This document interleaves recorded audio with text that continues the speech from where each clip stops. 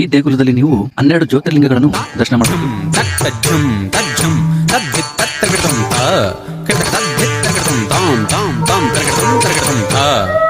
ಈ ಒಂದು ಸ್ಥಳ ಪ್ರಸಿದ್ಧಿಯಾಗಿರದ ಈ ಭೀಮನ ಹೆಜ್ಜೆಯಿಂದ ನೋಡಿ ಎಷ್ಟು ದೊಡ್ಡ ಗಾತ್ರದ ಪಾದ.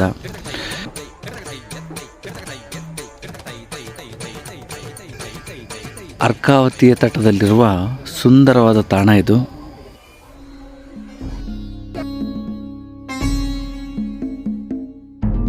ಸ್ನೇಹಿತರೆ, ಈ ಸ್ಥಳ ಇರೋದು ನಮ್ಮದೇ ಬೆಂಗಳೂರಿನಲ್ಲಿ ಮಾಕ್ಲಿ ಎಂಬ ಊರಿನಲ್ಲಿ.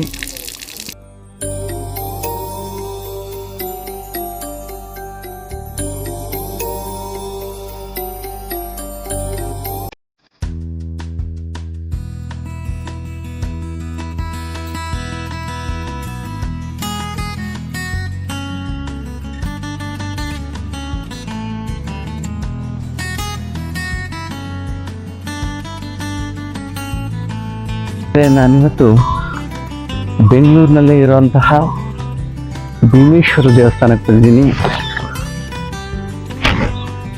ಅತ್ಯಂತ ಸುಂದರವಾದ ಸ್ಥಳ. ಬೆಂಗಳೂರಿನ ಸೆರಗಿನಲ್ಲಿರುವಂತಹ ಮಾಕಳಿ ಎಂಬ ಊರಿನಲ್ಲಿರುವಂತಹ ಈ ದೇವಸ್ಥಾನ ಸ್ವತಃ ಭೀಮನ ಹೆಜ್ಜೆ ಗುರುತಿರುವ ದೇವಸ್ಥಾನ.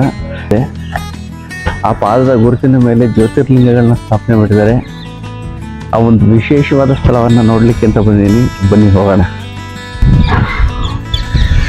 ಸ್ನೇಹಿತರೆ ನೋಡಿ, ಇದು ಭೀಮೇಶ್ವರನ ಗುಡಿ. ಹೊಯ್ಸಳರ ಕಾಲದ ಗುಡಿ ಅಂತ ಹೇಳ್ತಾರೆ. ನಾನು ಗೂಗಲ್ ಮಾಡಿದಾಗ ಬಂದಿದ್ದು ಕೂಡ ಅದೇನೆ. ಇದು ಸೋಮವಾರ ಮಾತ್ರ ತೆರೆದಿರುತ್ತೆ, ಬೆಳಗ್ಗೆ ಮತ್ತು ಸಂಜೆ. ಬಾಕಿ ದಿನಗಳಲ್ಲಿ ತೆರೆದಿರಲ್ಲ. ಅತ್ಯಂತ ಪುರಾತನವಾದಂಥ ದೇವಸ್ಥಾನ ಮತ್ತು ಪವಿತ್ರವಾದಂಥ ದೇವಸ್ಥಾನ. ಶಿವರಾತ್ರಿ ದಿನ ಇಲ್ಲಿ ಬಹಳ ಜೋರ್ ಮಟ್ಟದ ಜಾತ್ರೆ ಕೂಡ ಇರುತ್ತೆ. ಬನ್ನಿ ನಾವೀಗ ಭೀಮನ ಪಾದ ಇರುವ ಜಾಗಕ್ಕೆ ಹೋಗೋಣ.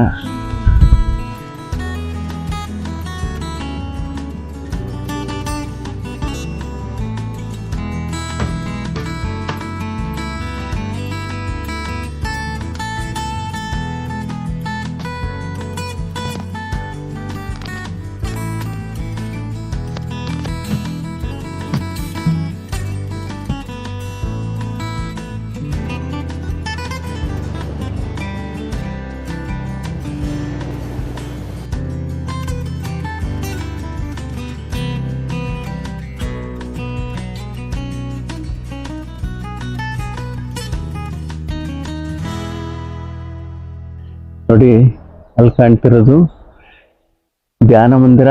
ಪಾಂಡವನಾದಂತಹ ಭೀಮನು ತನ್ನ ಹೆಜ್ಜೆಯನ್ನು ಇಟ್ಟಿರುವ ಸ್ಥಳ. ಹಾಗಾಗಿ ಈ ಕ್ಷೇತ್ರಕ್ಕೆ ಭೀಮೇಶ್ವರ ಸನ್ನಿಧಿ ಎಂದು ಹೆಸರು. ಬನ್ನಿ ಅಲ್ಲಿಗೆ ಹೋಗೋಣ.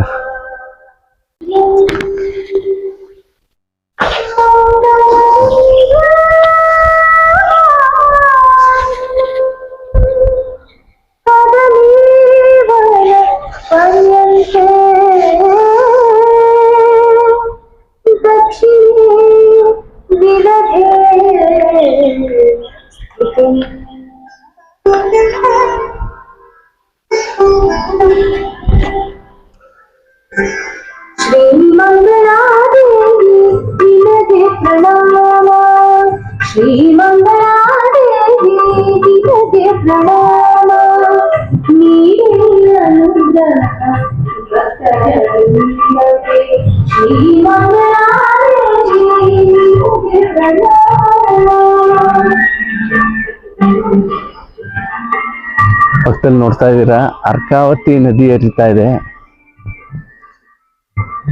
ಇದು ಅರ್ಕಾವತಿ ನದಿಯ ತೀರ. ಒಂದು ಕಾಲದಲ್ಲಿ ಅತ್ಯಂತ ಸ್ವಚ್ಛವಾಗಿದ್ದ ಸ್ಥಳ ಈಗ ಕೊಳಚೆ ನೀರಿನಿಂದ ತುಂಬಿದೆ. ಇದು ಜ್ಯೋತಿರ್ಲಿಂಗಗಳು. ಜ್ಯೋತಿರ್ಲಿಂಗಗಳನ್ನ ಪ್ರತಿಷ್ಠಾಪಿಸಿದರೆ ಧ್ಯಾನ ಮಂದಿರ ಅಂತ ಕೂಡ ಕರೀತಾರೆ. ಜ್ಯೋತಿರ್ಲಿಂಗಗಳು ಇಲ್ಲಿ ಬಂದ್ರೆ ಎಲ್ಲಾ ಜ್ಯೋತಿರ್ಲಿಂಗಗಳನ್ನು ದರ್ಶನ ಮಾಡಬಹುದು.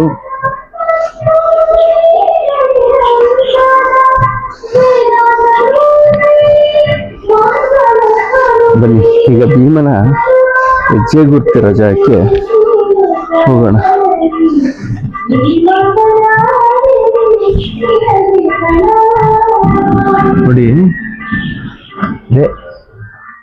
ಭೀಮನ ಹೆಜ್ಜೆ ಗುರುತಿರುವಂತಹ ಸ್ಥಳ ನೋಡಿ, ಕಾಣಿಸ್ತಿದೆ ಎಷ್ಟು ಉದ್ದ ಇದೆ ಭೀಮನ ಹೆಜ್ಜೆ ನೋಡಿ, ಮೈ ರೋಮಾಂಚನ ಆಗುತ್ತೆ. ಇಂಥ ಒಂದು ಸ್ಥಳವನ್ನು ನೋಡ್ಲಿಕ್ಕೆ ನಮ್ಮ ಬೆಂಗಳೂರು ಪಕ್ಕದಲ್ಲೇ ಇದೆ, ಬನ್ನಿ ನೋಡಿ.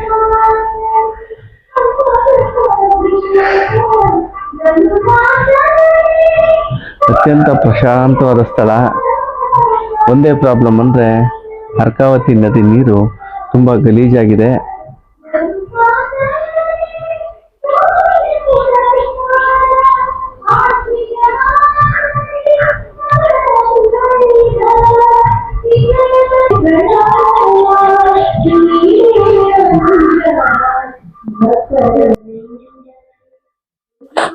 ಇಲ್ಲಿಯ ಒಂದು ವಿಶೇಷ ಏನಂದ್ರೆ ನಿಶಬ್ದ ವಾತಾವರಣ.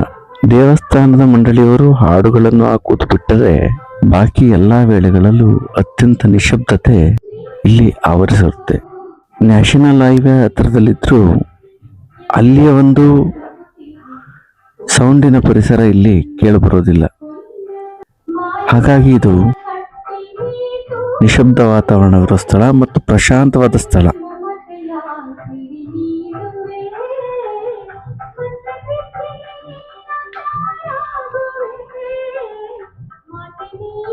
ಆಂಜನೇಯನ ದೇವಸ್ಥಾನ ಇದೆ, ಬಂಡೆ ಮೇಲೆ ಆಂಜನೇಯನ ಮೂರ್ತಿಯನ್ನು ಇಟ್ಟಿದ್ದಾರೆ. ಇದು ಕೂಡ ಅತ್ಯಂತ ಪೌರಾಣಿಕ ಹಿನ್ನೆಲೆಯಿರುವಂತಹ ದೇವಸ್ಥಾನ.